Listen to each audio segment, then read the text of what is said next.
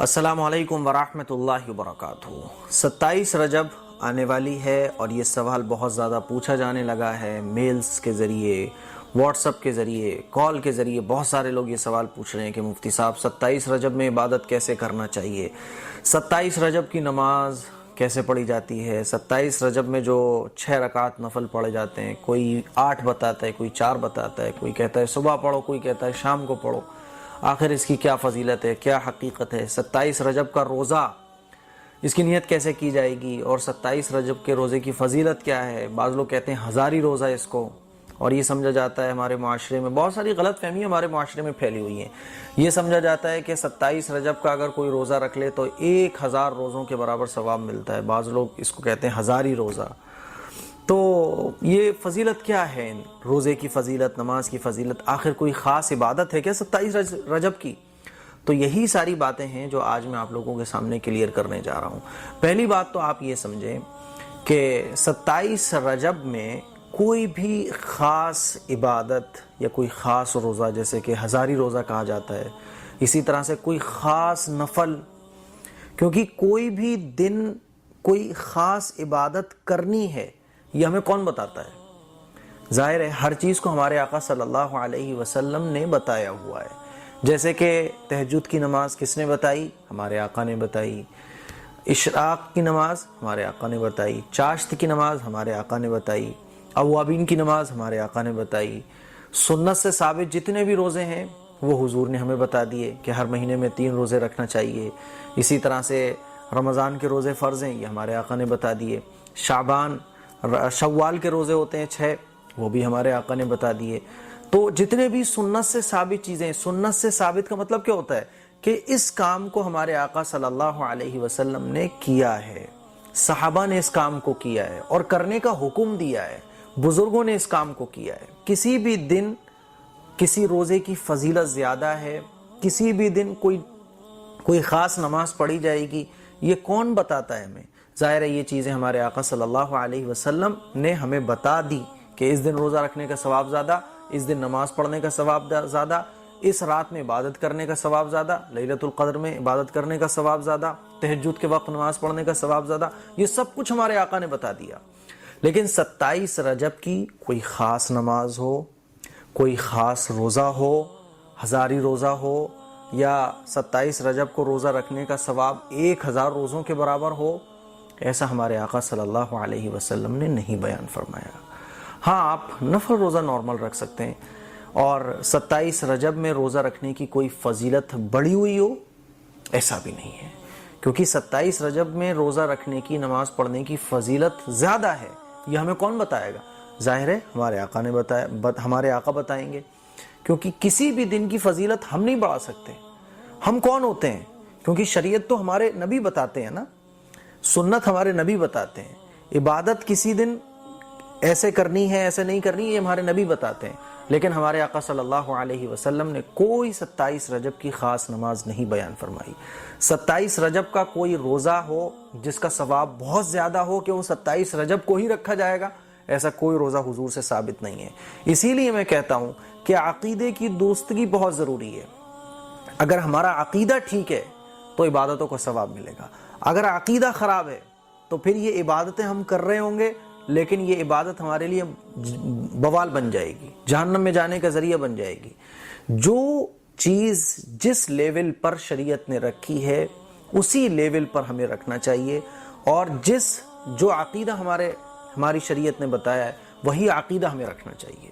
مثال کے طور پہ میں آپ کو مثال دے کے بات سمجھاتا ہوں کہ عصر سے پہلے 4 رکعت نماز سنت ہوتی ہیں، یہ ہمارے نبی نے بتایا، ٹھیک ہے سنت ہوتی ہیں، اور 4 رکعت فرض ہوتے ہیں۔ اب اگر کوئی سنت کو فرض سمجھنے لگے یا سنت کو فرض کے برابر درجہ دینے لگے تو ظاہر ہے وہ غلط ہے۔ اسی طرح سے کوئی نفل نماز کو سنت سمجھنے لگے، کوئی نفل نماز کا ثواب فرض کے برابر سمجھنے لگے تو اس کو کہا جائے گا عقیدے کا بگاڑ، یہ اجازت نہیں ہے۔ آپ نفل کو نفل سمجھ کے کرو، سنت کو سنت سمجھ کے کرو گے، فرض کو فرض سمجھ کے کرو گے تو ثواب ملے گا، تو آپ کی عبادت قابل قبول ہوگی۔ لیکن اگر آپ سنت کو فرض سمجھ کے کرو گے یا نفل کو آپ سنت کا درجہ دے دو گے، کسی دن کی فضیلت بڑھا دو گے، کسی روزے کی فضیلت گھٹا دو گے، ہے نا, بس آپ نے سنا, لوگوں میں چل پڑا, اب 27 رجب کا کوئی روزہ خاص نہیں ہے لیکن آپ نے اس کو ہزاری روزہ بنا دیا. آپ یہ سمجھ رہے ہیں کہ 27 رجب کو روزہ رکھنے کی فضیلت بہت زیادہ ہے. تو ایک چیز نفل تھی, آپ نے اس کو نفل سے بڑھا کر اس کا ثواب بڑھا دیا, اس کو سنت سمجھنے لگے, اس کو ضروری سمجھنے لگے, حالانکہ نبی نے نہیں بتایا. کسی بھی چیز کو ضروری بتانا, سنت بتانا, یہ ہمارے آقا صلی اللہ علیہ وسلم شریعت بتاتے ہیں, لیکن ہمارے آقا نے نہیں بتایا. اسی لیے میں گزارش یہ کرنا چاہتا ہوں کہ جتنی بھی خرافاتیں, بدعات, رسومات ہمارے معاشرے میں پھیلی ہوئی ہیں ان سے بچنا چاہیے. 27 رجب میں جیسے ہم اور دنوں میں نفل روزہ رکھتے ہیں ایسے ہی ہم 27 رجب میں بھی رکھ سکتے ہیں. جس طرح سے ہم اور دنوں میں نفل نمازیں پڑھتے ہیں 27 رجب میں بھی ہم نفل نماز پڑھ سکتے ہیں. اسی لیے اگر آپ روزہ, یہ مینٹلٹی آپ کی بنی ہوئی ہے کہ 27 رجب میں روزہ رکھنے کا ثواب زیادہ ہے, تو پھر یہ روزہ آپ کے لیے وبال جان بن جائے گا, کیونکہ آپ کا عقیدہ خراب ہو گیا. اسی لیے حضرت عمر فاروق رضی اللہ تعالیٰ عنہ کے زمانے میں بعض لوگ یہ سمجھتے تھے کہ 27 رجب کو روزہ رکھنے کا ثواب زیادہ ہے. تو حضرت عمر فاروق رضی اللہ تعالیٰ عنہ کو یہ بات پتہ لگی کہ کچھ لوگ ہیں جو 27 رجب کو روزہ رکھنا ضروری سمجھتے ہیں. تو حضرت عمر فاروق رضی اللہ تعالیٰ عنہ خود ایسے لوگوں کے پاس جاتے تھے اور ان کا روزہ توڑواتے تھے اور کہتے تھے روزہ توڑو, روزہ توڑو, کیونکہ عقیدے تمہارے خراب ہو گئے. کس نے کہا کہ 27 رجب کو روزہ رکھنے کی فضیلت بہت زیادہ ہے؟ تو جب جیسے ہی پتہ چلتا تھا ان کو کہ فلاں نے روزہ رکھا ہوا ہے اور اس کا عقیدہ یہ ہے, تو حضرت عمر فاروق رضی اللہ تعالیٰ عنہ جا کر روزہ توڑواتے تھے. کیوں؟ کیونکہ اس کا عقیدے کا بگاڑ ہے. اس نے یہ سمجھا ہوا ہے کہ 27 رجب کو روزہ رکھنے کا ثواب بہت زیادہ ملتا ہے. اسی لیے میں آپ لوگوں سے کہہ رہا ہوں, آپ رکھنا چاہیں 27 رجب کو بھی روزہ رکھ سکتے ہیں, 26 کو بھی رکھ سکتے ہیں, بعد میں بھی رکھ سکتے ہیں, پہلے بھی رکھ سکتے ہیں, اور نفل نمازیں بھی آپ کبھی بھی پڑھ سکتے ہیں, نفل روزہ بھی آپ کبھی بھی رکھ سکتے ہیں. لیکن یہ آپ سمجھ رہے ہیں اگر کہ رجب کے پورے مہینے میں 27 رجب کی فضیلت بڑی ہوئی ہے اور دنوں کے مقابلے میں, 27 رجب کو روزہ رکھنے کی فضیلت بڑی ہوئی ہے اور دنوں میں روزہ رکھنے کے مقابلے میں. نماز کی یہ جو 6 رکعت یوٹیوب پر بتائی جاتی ہیں, 8 رکعت بتائی جاتی ہیں, یہ سب لوگوں کو گمراہ کرنے میں لگے ہوئے ہیں. تو اگر آپ یہ سمجھ رہے ہیں کہ 27 رجب کو اس طرح سے 6 رکعت پڑھنے کا ثواب زیادہ ہے اور دنوں کے مقابلے میں, تو یہ آپ کی غلط فہمی ہے, عقیدے کا بگاڑ ہے. اسی لیے کسی بھی حدیث سے, صحابہ سے, بزرگوں سے کوئی خاص روزہ 27 رجب کا نہیں ہے, اور 27 رجب کو روزہ رکھنے کی فضیلت بھی کوئی بڑی ہوئی نہیں ہے. جیسے اور دنوں میں آپ رکھتے ہیں تو آپ 27 رجب میں بھی رکھ سکتے ہیں, اور اس کو نفل ہی سمجھیں. آپ اس کی کوئی فضیلت اور دنوں کے مقابلے میں زیادہ نہ سمجھیں. نماز پڑھنا چاہتے ہیں نو پرابلم پڑھ سکتے ہیں. اسی طرح سے یہ سمجھا جاتا ہے کہ 27 رجب کی رات کو جاگ کر عبادت کرنا اس کی فضیلت بڑی ہوئی ہے. ایسا بھی نہیں ہے. حدیث سے لیلۃ القدر کی راتوں میں عبادت کرنے کا ثواب زیادہ ہے, ورنہ اور جتنی بھی راتیں ہیں وہ نفلی عبادت آپ کی کہلائیں گی, وہ آپ کبھی بھی کر سکتے ہیں. 27 رجب میں خاص طور پر جاگنا اور یہ سمجھنا کہ 27 رجب کو جاگنے کی فضیلت زیادہ ہے, یہ بھی غلط فہمی ہے. اس کا بھی حدیث سے کوئی ثبوت نہیں ہے. 27 رجب میں معراج حضور علیہ الصلوۃ والسلام کو ہوئی ہے. دیکھیے, حضور کو معراج ہوئی ہے اس پر تو یقین رکھنا لازمی ہے, اور ہر مسلمان یہ عقیدہ رکھتا ہے کہ حضور علیہ الصلوۃ والسلام کو معراج ہوئی ہے.